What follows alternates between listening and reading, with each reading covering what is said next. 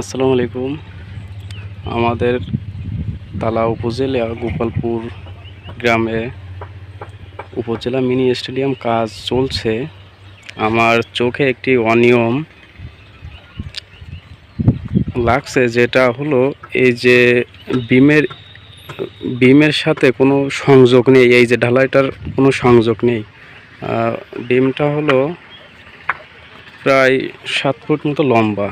এই বিমটার নিয়ম অনুযায়ী এই বিমের সাথে একটা সংযোগ দেওয়া, যেটা হোল্ডারিং করে বা ডিল করে এই রডটা এর ভেতরে কিছুটা অংশ দেওয়া, যাতে এটা স্থায়িত্ব হয়, এটা স্থায়িত্ব বাড়ে, এটা মজবুত হয়।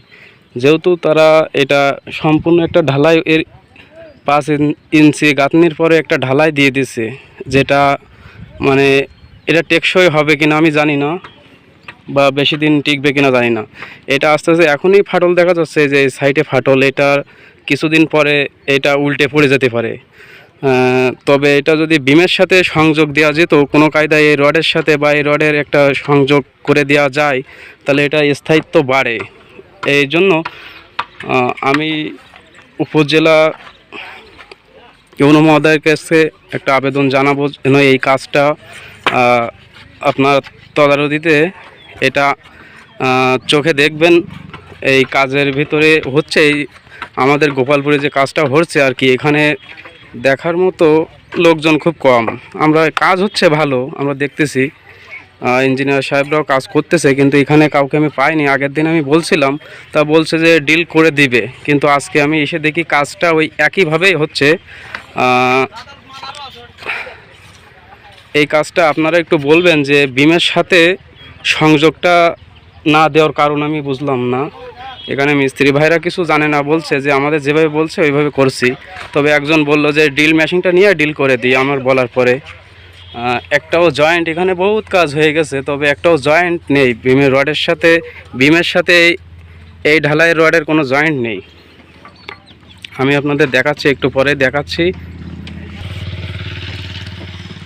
এই যে সরাসরি দেখুন, এই যে একটাও বিমের সাথে কোনো কানেক্ট নেই,